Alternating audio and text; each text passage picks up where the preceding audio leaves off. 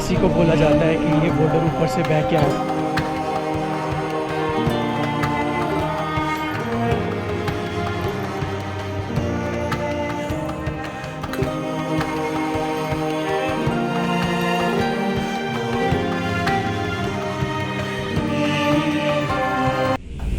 Hi guys, welcome or welcome back to our channel, and if you are watching us for the first time, do consider subscribing. हमें बहुत सारे questions आ रहे थे केदारनाथ और बद्रीनाथ यात्रा को लेकर, तो हमने सोचा एक वीडियो बनाते हैं जिसमें हम सारी इन्फॉर्मेशन शेयर करेंगे अपने एक्सपीरियंस के बेसिस पर, और जो लर्निंग्स हमें हुई हैं उस यात्रा के दौरान वो हम इस वीडियो में शेयर करेंगे। और इस वीडियो को एंड तक जरूर देखिए क्योंकि इसमें हम आपके साथ बहुत सारी इन्फॉर्मेशन शेयर करने वाले हैं, and this would be the only video you would need अगर आप इस सीजन यात्रा प्लान कर रहे हैं तो। This video is entirely based on our experience and our learnings so that आप एक better way में अपनी यात्रा प्लान कर सकें। और इस वीडियो में जो पॉइंट्स हम डिस्कस करने वाले हैं वो हैं How to reach by road, by air or by train, road conditions, registrations, number of days required, what is the best time, where to stay, tour agent needed or not, budget itinerary, and important things to remember. Kedarnath और बद्रीनाथ को वैसे तो कोई introduction की जरूरत नहीं है, फिर भी आपकी इन्फॉर्मेशन के लिए बता देते हैं कि केदारनाथ शिव जी का मंदिर है और ये 12 ज्योतिर्लिंग और 5 केदार में आता है, और बद्रीनाथ विष्णु जी का मंदिर है जो कि 4 धाम में से एक है। ये दोनों मंदिर उत्तराखंड में पड़ते हैं और ये उत्तराखंड के 4 धाम में भी आते हैं जो कि है गंगोत्री, यमुनोत्री, केदारनाथ और बद्रीनाथ। केदारनाथ और बद्रीनाथ दोनों ही काफी हाई ऑल्टीट्यूड्स पर हैं, तो यहाँ पर पूरा साल आप विजिट नहीं कर सकते। एक ड्यूरेशन के लिए ये रास्ता ओपन होता है जो कि यूजुअली समर के स्टार्टिंग से लेकर विंटर्स की स्टार्टिंग तक रहता है। और अगर हम हिंदू कैलेंडर के अकॉर्डिंग बात करें तो ये अक्षय तृतीया पे ओपन होता है और दिवाली के आसपास क्लोज होता है। जैसे कि इस साल केदारनाथ यात्रा 10 मई से स्टार्ट हुई थी और बद्रीनाथ यात्रा 12 मई से। केदारनाथ की क्लोजिंग डेट है 2 नवंबर एंड बद्रीनाथ की 9 नवंबर। तो आप मई से नवंबर तक के बीच में कभी भी ये ट्रिप प्लान कर सकते हैं। तो अभी बात कर लेते हैं कि आप यहाँ तक कैसे पहुँच सकते हैं।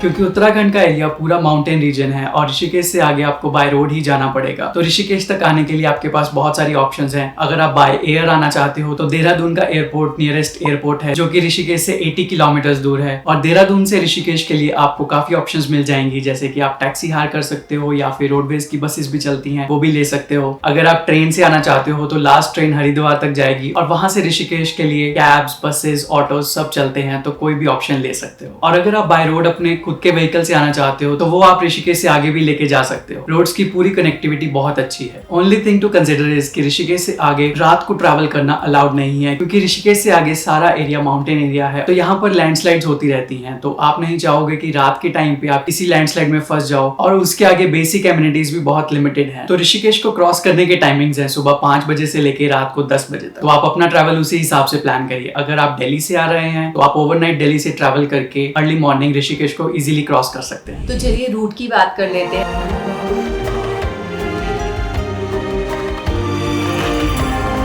वैसे तो हम इसको डिटेल्स में अपने आइटिनरी सेक्शन में कवर करेंगे, बट यहाँ पर ऑन अ हाई लेवल आप कहीं से भी आ रहे हैं आपको ऋषिकेश तक आना होगा, और ऋषिकेश से आपकी यात्रा स्टार्ट होगी। ऋषिकेश से देवप्रयाग, देवप्रयाग से रुद्रप्रयाग, रुद्रप्रयाग से आप गुप्तकाशी जाएंगे और वहां से केदारनाथ। अगर आप बद्रीनाथ जा रहे हैं तो आपको रुद्रप्रयाग से बाइफर्केशन होता है जो कि कर्णप्रयाग, जोशीमठ वाले रास्ते से बद्रीनाथ जाता है। इन जगहों को हम डिटेल्स में आइटिनरी सेक्शन में कवर करेंगे। तो अभी बात कर लेते हैं रजिस्ट्रेशन की।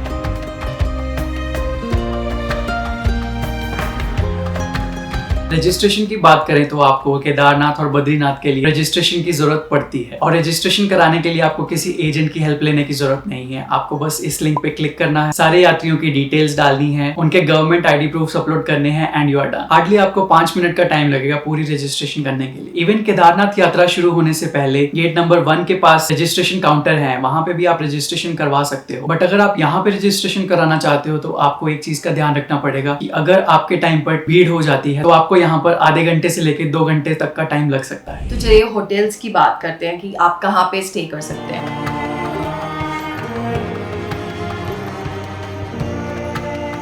तो यहाँ पर धर्मशाला से लेकर आपको डिसेंट बजट होटल्स मिल जाएंगे। जो कॉस्टिंग रहती है वो 1500 से 2500 की एवरेज रहता है, बट पीक सीजन्स में ये 4500 तक भी चला जाता है एंड इवन पर पर्सन 2000 भी जा सकता है depending on the number of tourist that are visiting. आपको होटल्स के अच्छे ऑप्शंस मिल जाते हैं और होटल्स के काफी ऑप्शंस हैं, या तो आप ऑनलाइन बुकिंग कर सकते हैं या फिर वॉक इन कर सकते हैं। वॉकिंग में स्लाइट रिस्क रहता है in case off peak season या फिर लॉन्ग वीकेंड्स पे यूजुअली लोग बहुत ज्यादा ट्रेवल करते हैं, तो उस टाइम पर वॉक इन ना करें, ऑनलाइन बुकिंग करवा कर ही जाए। हमने जहाँ स्टे किया था उसकी डिटेल्स हम डिस्क्रिप्शन में डाल देंगे, अगर आप वहाँ पर रुकना चाहते हैं तो आप वो देख सकते हैं। तो अभी बात कर लेते हैं नंबर ऑफ डेज की।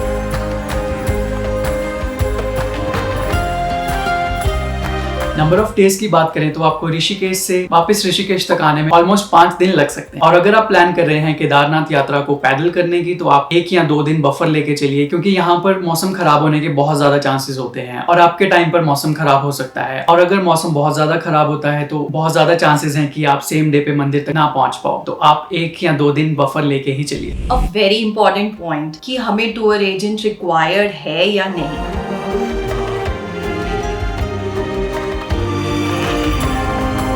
Mostly what we have observed is लोग कहते हैं कि टूर एजेंट के थ्रू जाएंगे, वो सब कुछ आपका प्लान कर देते हैं, but we don't strongly agree with it. आपको टूर एजेंट की जरूरत नहीं है केदारनाथ बद्रीनाथ जाने के लिए। अगर आप ये वीडियो ध्यान से देखेंगे तो आप अपनी पूरी ट्रिप खुद प्लान कर सकते हैं। एंड जस्ट इन केस आप सेल्फ ड्राइव से नहीं जा रहे हैं, आप कैब से जाना चाहते हैं, तो the max you can do is जो कैब ड्राइवर्स या जिनके भी थ्रू आप कैब बुक करेंगे उन्हीं से सारा डिटेल्स ले लें। वो ज्यादा अच्छा गाइड करते हैं rather than tour agents, because hotels registrations and everything can be done online. All you have to do is plan an itinerary, get in touch with the driver, get a cab. All you need is a taxi service का number which we have given in the description। और हमारा experience बहुत अच्छा था, हम लोग खुद drive करके नहीं गए थे बिकॉज केदारनाथ की यात्रा पैदल होती है और उसके बाद ड्राइव करना हम लोगों ने अवॉइड करा। तो अगर आप टैक्सी सर्विस के थ्रू कैब बुक करते हैं तो वो लोग आपको प्रॉपर गाइड करते हैं, इवन होटल सजेशंस भी देते हैं। इन अ वे आप अपने पैसे सेव कर सकते हो, because in this case you will have to pay for the cab and driver, and जो एक्स्ट्रा चार्जेस हैं जिसकी वजह से टूर एजेंट्स बहुत ज्यादा चार्ज करते हैं, तो आप वो अवॉइड कर सकते हो। And as per our personal experience we will highly not recommend कि आप टूर एजेंट्स के थ्रू जाएं, बिकॉज टूर एजेंट्स एक बहुत ज्यादा अमाउंट आपसे चार्ज कर लेंगे and they will be least bothered, because ये बिजनेस बना हुआ है उत्तराखंड में and there are fraud agents as well. So please be aware. इस वीडियो के थ्रू हम आपको पूरी डिटेल्स दे रहे हैं, तो आप इसके थ्रू आप अपने काफी पैसे बचा सकते हैं। तो अभी बात कर लेते हैं आइटिनरी।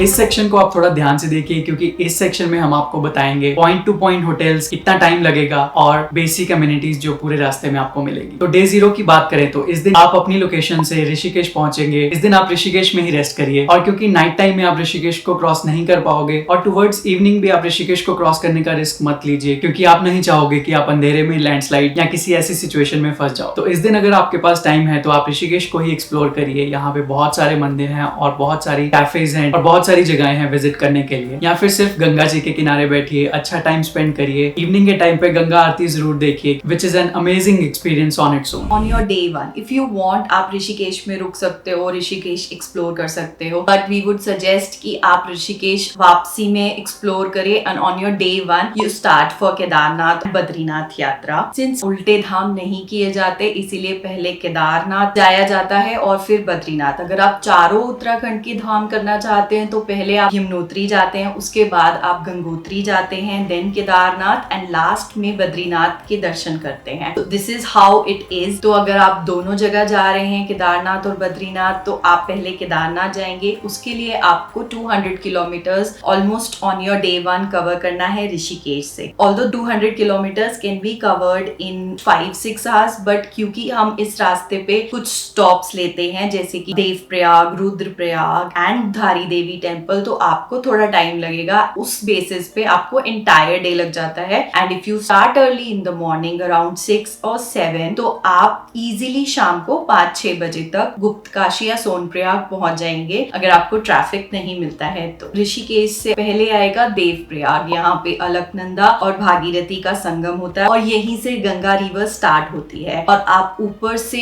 इवन हाईवे से ही बहुत क्लियरली कॉन्फ्लुएंस देख सकते हैं। बट अगर आप देवप्रयाग में जाकर वहाँ पे एक टेम्पल है वहां जाना चाहते हैं तो आपको थोड़ा सा डी रूट करना पड़ेगा। और थोड़ी ही आगे आता है धारी देवी टेम्पल। माना जाता है कि उत्तराखंड के चारों धामों की रक्षा करती हैं धारी देवी। यहाँ पर आप जरूर स्टॉप लीजिए। यूजुअली यहाँ पे रश नहीं होता तो आपको यहाँ पे हाफ एन आवर ही लगेगा। इनफैक्ट यहाँ की मान्यता है कि धारी देवी को आप यहाँ से मूव नहीं कर सकते। इन 2013 जो फ्लड्स आए थे केदारनाथ में, उस टाइम पर धारी देवी को वहां से शिफ्ट किया गया था ड्यू टू कंस्ट्रक्शन वर्क और ये प्रलय आया था, ऐसा लोकल्स की मान्यता है। और इसके बाद आप आगे जाएंगे तो रुद्रप्रयाग आएगा जहाँ पर मंदाकिनी और अलकनंदा मिलते हैं। आप ऊपर से आराम से इसका कॉन्फ्लुएंस देख सकते हैं, थोड़ा टाइम स्पेंड कीजिए। यहाँ पे काफी जगहें हैं जहाँ पे आप लंच कर सकते हैं and then you can leave for Guptkashi. हम लोग गुप्तकाशी में रुके थे बट वी वुड सजेस्ट कि अगर आप सोनप्रयाग तक ही पहुंच जाएं फर्स्ट डे या फिर गौरीकुंड भी पहुंच सकते हैं तो आपके लिए नेक्स्ट डे 1-1.5 घंटा सेव हो जाएगा। रुद्रप्रयाग से आगे जाएंगे गुप्तकाशी के रास्ते पर थोड़ा सा रोड का इशू आपको मिल सकता है और ट्रैफिक भी मिल सकता है इस रास्ते पर। अदरवाइज ऑल इन ऑल आप शाम तक इजीली गुप्तकाशी पहुंच जाएंगे। अगर आप चाहें तो शाम को गुप्तकाशी में एक बहुत अच्छा शिव जी का टेम्पल है, वहां पर विजिट कर सकते हैं। डे 2 पे आप अपनी यात्रा करेंगे और जाएंगे गुप्तकाशी से केदारनाथ मंदिर। अगर आपने गुप्तकाशी में स्टे किया है तो आप सुबह 4:30 बजे निकलिए सोनप्रयाग के लिए। सोनप्रयाग से थोड़ा आगे तक आप अपनी गाड़ी में जा सकते हैं। वहां पे फर्स्ट पार्किंग सोनप्रयाग में ही है और दूसरी पार्किंग सीतापुर में है जो कि एक मल्टी लेवल पार्किंग है। गुप्तकाशी से सोनप्रयाग का डिस्टेंस है ऑलमोस्ट 30 किलोमीटर्स और इसी के बीच में आता है फाटा। फाटा से ही मोस्टली हेलीकॉप्टर सर्विसेज चलती हैं और अगर आप हेलीकॉप्टर से जाने का प्लान कर रहे हो तो आपको फाटा तक आना पड़ेगा। और सोनप्रयाग से आगे आप अपनी गाड़ी में नहीं जा सकते तो इसके लिए लोकल शेयर टैक्सीज चलती हैं जो कि 50 रुपीज पर पर्सन के हिसाब से आपसे चार्ज करती हैं और आप पहुंच जाते हो गौरीकुंड। सोनप्रयाग और गौरीकुंड दोनों जगह ही क्लोक रूम्स अवेलेबल हैं। अगर आप कुछ एक्स्ट्रा सामान कैरी कर रहे हो जो कि आप यात्रा के टाइम पर कैरी नहीं करना चाहते तो आप इन क्लोक रूम्स में रख सकते हो। अनदर रिकमेंडेशन इज कि अगर आपके पास डे 1 पे थोड़ा टाइम बचता है इवनिंग में तो आप सोनप्रयाग तक आ जाइए और सोनप्रयाग में ही स्टे करिए। यहाँ पर भी आपको स्टेज की बहुत अच्छी ऑप्शंस मिल जाएंगी और सुबह के टाइम जब आप यात्रा स्टार्ट करोगे तो आप अपना 1 से 1.5 घंटा सेव कर लोगे। गौरीकुंड में भी आपको बेसिक स्टेज की ऑप्शन जैसे कि धर्मशाला वगैरह मिल जाएंगी। अगर आप चाहें तो वहां पे भी रुक सकते हैं। गौरीकुंड में ही हॉट वाटर स्प्रिंग है और अगर आप चाहें तो यहाँ पे नहा के अपनी यात्रा स्टार्ट कर सकते हैं। तो बस गौरीकुंड से आपकी यात्रा स्टार्ट हो जाएगी। वैसे तो यात्रा का मतलब ही होता है पैदल यात्रा, तो आप अपनी पैदल यात्रा यहीं से स्टार्ट करिए और अगर आपको लगता है कि आपको पालकी की जरूरत है तो आप वो भी यहाँ से ले सकते हैं या फिर हेलीकॉप्टर की ऑप्शन भी अवेलेबल है। पालकी की कॉस्ट आपको 5,000 से 8,000 लगेगी। घोड़े से यात्रा करना हम सपोर्ट नहीं करते क्योंकि जब आप वहां पे जाओगे तो आपको दिखेगा यहाँ पे एनिमल क्रुएलिटी के नाम पे घोड़ों पर बहुत अत्याचार होते हैं। तो उस चीज को हम लोग सपोर्ट नहीं करते और ना ही उस चीज की इन्फॉर्मेशन हम आपके साथ शेयर करेंगे। Another thing to consider is कि अगर आपके टाइम पर मौसम बहुत ज्यादा खराब हो जाता है तो प्लीज डोंट स्ट्रेस योरसेल्फ। आप जहां तक जाना इजीली मैनेज कर सकते हैं वहां तक जाइए, वहीं पर आप टेंट लेके रात को स्टे करिए। यहाँ पे जगह जगह आपको टेंट्स मिल जाएंगे जो कि 500 रुपीज पर पर्सन के हिसाब से आपको टेंट में रुकने देंगे। क्योंकि अगर आप खराब मौसम में अपनी यात्रा कंटिन्यू रखेंगे तो आपकी स्पीड बहुत ज्यादा स्लो हो जाएगी और आप बहुत ज्यादा डिस्टेंस कवर नहीं कर पाओगे और आप जैसे जैसे आगे बढ़ते जाओगे वैसे वैसे ठंड भी बढ़ती जाएगी। तो खुद को और बॉडी को स्ट्रेस देने से बेटर है कि आप रेस्ट करिए और नेक्स्ट डे अपनी यात्रा कंटिन्यू कीजिए। यहाँ पर जगह जगह आपको टेंट्स मिल जाएंगे और सारी बेसिक एमिनिटीज भी मिल जाएंगे। अनदर इंपॉर्टेंट पॉइंट इज अगर आप हेलीकॉप्टर से जाने का प्लान कर रहे हो और आपके टाइम पर वेदर खराब हो जाता है तो खराब वेदर में हेलीकॉप्टर्स नहीं उड़ते, तो आपको वहां पर वेट करना पड़ेगा और बहुत ज्यादा पॉसिबिलिटी हो जाती है कि उस दिन हेलीकॉप्टर ना ही उड़े। तो आप 1 या 2 दिन बफर लेके ही चलिए। अगर आप डे 2 पर ही केदारनाथ पहुंच गए हैं तो आप सुबह आरती देखिए और वहां पर दर्शन करिए। बट इन केस आप सेकेंड डे पर टेम्पल तक नहीं पहुंच पाए हैं तो नेक्स्ट डे फिर से स्टार्ट करिए फ्रेश एनर्जी के साथ and in fact you will feel more better. और जो रास्ता आपको एक दिन पहले बहुत टायरिंग लग रहा होगा वो आप बहुत इजीली विद फुल एनर्जी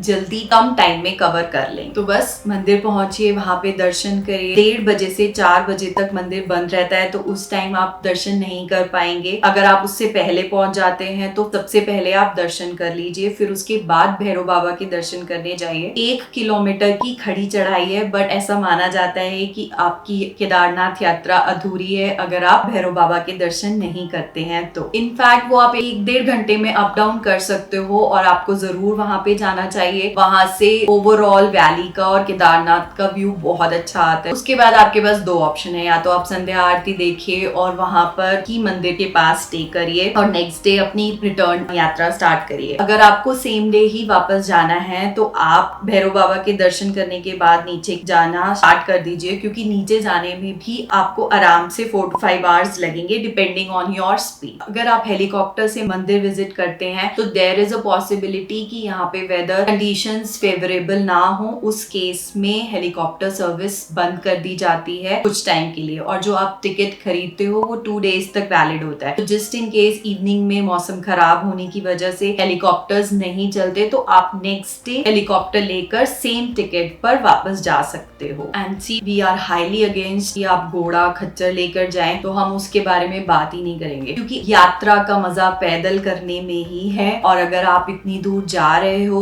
थोड़ा तो अपने आप को पुश करो, पैदल चलने की कोशिश करो और महादेव के दर्शन करो, रादर देन आप किसी पशु पर अत्याचार करके उस पर बैठ कर जा रहे हैं, क्योंकि वहां पर animal abuse is a big thing. And we highly recommend कि आप प्लीज यात्रा पैदल ही करें और घोड़ा खच्चर अवॉइड करें। एक और इम्पोर्टेंट टिप, आप प्लीज किसी भी खच्चर वाले से, घोड़े वाले से आगे का रास्ता ना पूछे, क्योंकि ये लोग मोस्टली मिसगाइड करते हैं और बोलते हैं बहुत ज्यादा लंबा है, आप नहीं कर पाओगे, आपको डिस्करेज करते हैं ताकि आप घोड़ा लेने पर मजबूर हो जाओ आधे रास्ते से ही और उनकी इनकम बन जाए। तो इसीलिए बेटर है हिम्मत रखकर भगवान पे पूरा भरोसा रख के धीरे धीरे चलते रहें, आप ये यात्रा आराम से पूरी कर पाएंगे। अगर आप डे 3 पे मंदिर के पास ही रुक गए थे शाम की आरती देखने के लिए, तो आगे की आइटनरी में हम जो इन्फॉर्मेशन शेयर करेंगे उसमें एक दिन ऐड करते रहिए। तो इस दिन आप मंदिर से वापस यात्रा करके गुप्त काशी तक पहुंच जाएंगे और गुप्त काशी में ही स्टे करिए। और अगर आप दोपहर तक सही टाइम से गुप्त काशी तक पहुंच जाते हो और आपको लगता है आपके पास थोड़ा टाइम है, तो रुद्रप्रयाग तक आ जाइए, क्योंकि रुद्रप्रयाग में कंपैरेटिवली कम ठंड होती है और यहाँ पे आप अच्छे से रेस्ट भी कर पाओगे। और अगले दिन बद्रीनाथ जाने के लिए आपको वैसे भी रुद्रप्रयाग तक आना पड़ेगा, तो इट इज रिकमेंडेड कि आप रुद्रप्रयाग तक ही आ जाइए। तो इस दिन आपने गुप्त काशी या रुद्रप्रयाग जहाँ पे भी स्टे किया है, वहां से आप जाएंगे जोशीमठ होते हुए बद्रीनाथ, और इस रास्ते में भी बहुत सारे मंदिर आएंगे और संगम आएंगे, तो आप वो सब देखते चलिए। जोशीमठ में पहुंचेंगे तो यहाँ पे नरसिम्हा टेम्पल है, वहां पे रुकिए, दर्शन कीजिए, फिर आगे जाइए और लेट आफ्टरनून तक आप पहुंच जाएंगे बद्रीनाथ धाम। वैसे तो शाम के टाइम बद्रीनाथ जी के दर्शन करने का बहुत सही टाइम है, यहाँ पर उतनी भीड़ नहीं मिलती क्योंकि दोपहर की आरती के बाद मंदिर दोबारा खुलता है। बट फिर भी अगर आप मंदिर सुबह के टाइम जाना चाहते हैं और शाम का टाइम आपके पास खाली है, तो आप यहाँ से मना विलेज जा सकते हैं, जो कि है भारत का फर्स्ट विलेज। और मना विलेज मंदिर से सिर्फ 5 किलोमीटर दूर है। यहाँ पर आपको बहुत सारी हिस्टोरिक और इंटरेस्टिंग जगहें दिखेंगी, जैसे कि व्यास की पोथी, गणेश गुफा, भीमशिला, और यही वो जगह है जहाँ पर महाभारत लिखी गई थी। और यहीं पर आपको सरस्वती नदी के दर्शन होंगे और ऐसा बोला जाता है कि यहाँ से सरस्वती निकलकर सीधा पाताल में चली जाती हैं। और बस रात को आप रेस्ट कीजिए, अर्ली मॉर्निंग उठ के अगर आपने दर्शन करने हैं तो दर्शन करिए, और अगर आपने पिछले दिन दर्शन कर लिए थे तो मना विलेज जाइए और वहां से सीधा निकलिए ऋषिकेश के लिए। और इसी के साथ आपकी केदारनाथ और बद्रीनाथ यात्रा कंप्लीट हो जाएगी। Now coming to best time to visit.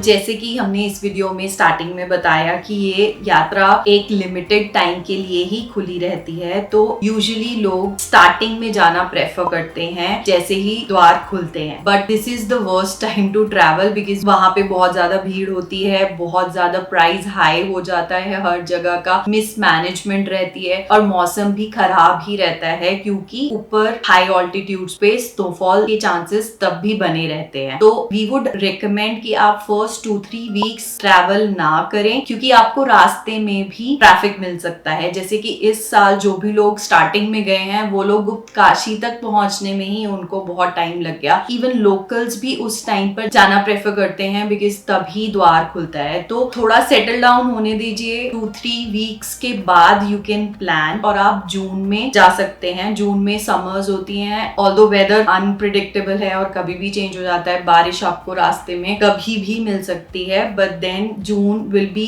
Slightly better. Monsoons में बिल्कुल अवॉइड करिए पहाड़ों में जाना, बिकॉज लैंडस्लाइड्स बहुत फ्रीक्वेंट होती हैं और आप कहीं भी फंस सकते हो, तो इसलिए मॉनसून का टाइम अवॉइड कीजिए। अगर आप हमारे एक्सपीरियंस से जाना चाहते हैं तो the best time to avoid the crowd is during mid September to October, क्योंकि इस टाइम पर काफी लोग जा चुके होते हैं और इस टाइम पे थोड़ा सा ठंड होनी स्टार्ट हो जाती है, तो लोग यूजुअली प्रेफर नहीं करते। समर वेकेशंस नहीं होती हैं और प्राइजेस भी कम होने लगते हैं ऊपर होटल्स के, तो ये आइडल टाइम रहता है। बट इन दिस केस आपको विंटर्स की स्टार्टिंग फील होती है, देयर इज अ चांस आपको स्नोफॉल मिल जाए, जैसे कि जिस टाइम हम गए थे अक्टूबर में, तो फर्स्ट स्नोफॉल हुआ था सीजन का और काफी लोग फंस गए थे। तो अगर आप अक्टूबर में प्लान करना चाहते हैं तो बी प्रिपेयर्ड कि आप विंटर्स के अकॉर्डिंग जरूरी सामान लेकर चल रहे हैं, and you should be okay with cold weather. And in fact this is a biggest learning, क्योंकि जब हम जा रहे थे हमने वेदर फोरकास्ट नहीं देखा और जब हम वहां पहुंचे तो सीजन का फर्स्ट स्नोफॉल था and we were relatively less prepared for that kind of cold. हमने जो गलती करी है आप वो अवॉइड कर सकते हैं। वेदर फोरकास्ट देखना बहुत जरूरी है ताकि आप स्टार्ट करने से पहले अपने साथ जरूरी चीजें, जरूरी कपड़े अपने साथ रखें, सो दैट आपको ऊपर जाकर दिक्कत ना हो। तो अभी बात कर लेते हैं बजट की।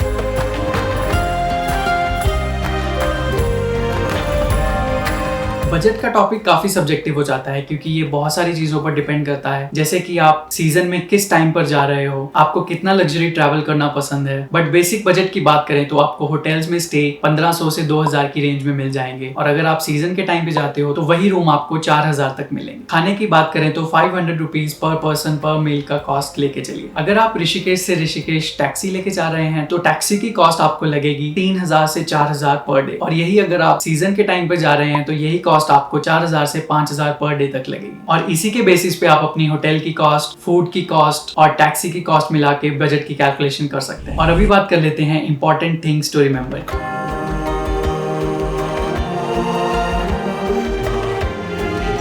इंपॉर्टेंट थिंग्स में सबसे पहले बात करें तो सबसे पहले अगर आप केदारनाथ यात्रा स्पोर्ट्स शूज पहन के करना चाहते हैं तो वहां पे सिर्फ स्पोर्ट्स शूज काफी नहीं होंगे, आपको प्रॉपर ट्रेकिंग शूज की जरूरत पड़ेगी। यहाँ पे किसी भी टाइम मौसम खराब हो सकता है और बारिश हो सकती है, तो आप अपने साथ रेनकोट जरूर लेके चलिए। और केदारनाथ और बद्रीनाथ दोनों जगह ही ठंड रहती है, तो आप अपने वूलन्स अच्छे से पैक करके लेके चलिए। और केदारनाथ यात्रा पे केदारनाथ मंदिर जाने के लिए अगर आपको आपका बैग भारी लग रहा है तो आप पिट्ठू हायर कर लीजिए। पिट्ठू हायर करने के दो फायदे हैं, एक तो वो आपका सामान कैरी करके आपको मंदिर तक ले जाएंगे, और क्योंकि वो थोड़ा तेज चलते हैं तो आप उनकी स्पीड को मैच करेंगे और मंदिर तक जल्दी पहुंच जाएंगे। यात्रा करते टाइम स्टे हाइड्रेटेड और अपने साथ वाटर बॉटल जरूर रखिए। हम लोग क्योंकि शहर से आते हैं तो हमारी बॉडीज अडेप्ट नहीं होती हाई ऑल्टीट्यूड्स के लिए, तो आप हाई ऑल्टीट्यूड के लिए कोई ना कोई मेडिसिन अपने साथ जरूर रखिए। आप अपने साथ कैम्फर, जिसे कि कपूर भी बोला जाता है, वो जरूर रखिए। और अगर आपको चलते टाइम लगे कि आपको सांस लेने में दिक्कत हो रही है तो उसको इनहेल कीजिए, आपको अच्छा लगेगा। वैसे तो यहाँ पे गूगल पे, फोन पे सब चलता है, बट अगर वेदर खराब होता है और नेटवर्क में फ्लक्चुएशंस होती हैं तो उस टाइम पे आपको दिक्कत हो सकती है, तो आप अपने साथ कैश जरूर रखिए। घोड़े वालों से रास्ता मत पूछिए, वो आपको गलत गाइड करेंगे और चाहेंगे कि आप उनसे घोड़ा ले लें। तो आप जो रास्ते में दुकानदार आएंगे उनसे रास्ता पूछिए, नहीं तो रास्ते पे चलते जाइए, सब एक ही जगह जा रहे हैं। और अगर आपके टाइम पर वेदर बहुत ज्यादा खराब है तो डोंट स्ट्रेस योरसेल्फ। यहाँ पर जगह जगह आपको टेंट्स मिल जाएंगे जहाँ पर आपको रात को रुकने के लिए बेसिक एमिनिटीज मिल जाएंगी, तो बहुत ज्यादा स्ट्रेस मत लीजिए, वहाँ पे रात को रुकिए और मॉर्निंग में अपनी यात्रा कंटिन्यू कीजिए। तो बस इसी के साथ आपकी यात्रा हैप्पीली कंप्लीट हो जाएगी। Try to cover every possible information in this video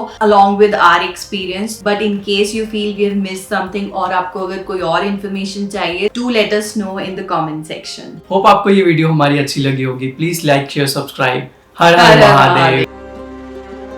Do check us out on Instagram and follow for more interesting real-time stories.